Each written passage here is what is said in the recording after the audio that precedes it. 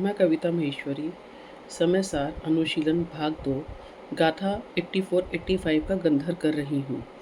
ग्रंथराज समय सार जो आचार्य कुंद कुंद स्वामी द्वारा रचित है, उनकी अनुपम रचना है। यह ग्रंथ मेरे लिए निर्णय के लिए ही है। निर्णय ही तो करना है। अनादिकाल से आज तक निर्णय ही तो नहीं किया, इसीलिए इस संसार में भ्रमण कर रहे हैं। निर्णय करना है कौन किसका करता है और कौन नहीं, एक द्रव्य दूसरे द्रव्य का करता है या नहीं, यह चर्चा इस कर्ता कर्म अधिकार में तर्क न्याय युक्ति से समझाने का प्रयत्न किया है। गाथा नंबर 69 में कर्ता कर्म अधिकार शुरू हुआ है। जो कर्म के परिणाम को ना करे सिर्फ जाने वह ज्ञानी है।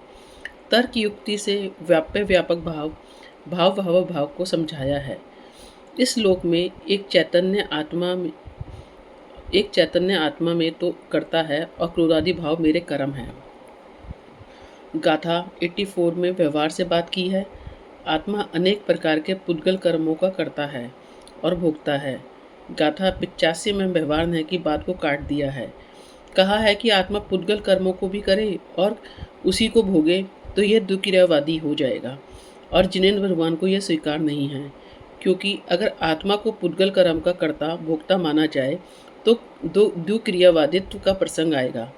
आचार्य अमृतचंद जी ने आत्मख्याति में इस बात को बताया है कि जैसे व्याप्य व्यापक भाव से मिट्टी ही घड़े को करती है और भाव्य भावक भाव से मिट्टी ही घड़े को भोगती है, यह तो निश्चय का कथन है, लेकिन अनादि से रूढ़ व्यवहार है कि कुम्हार ही घड़े का करता है और कुम्हार ही घड़े का भोगता है।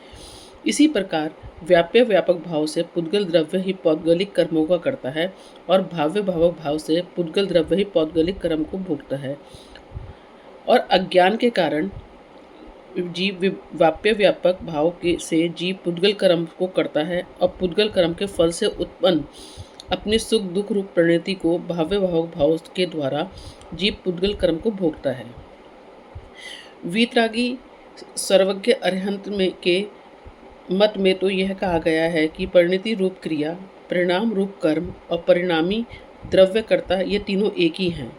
इसलिए प्रत्येक द्रव्य अपनी अपनी परिणति रूप क्रिया का कर्ता भोगता है, अन्य किसी द्रव्य की क्रिया का कर्ता भोगता नहीं। जय जिनेंद्र।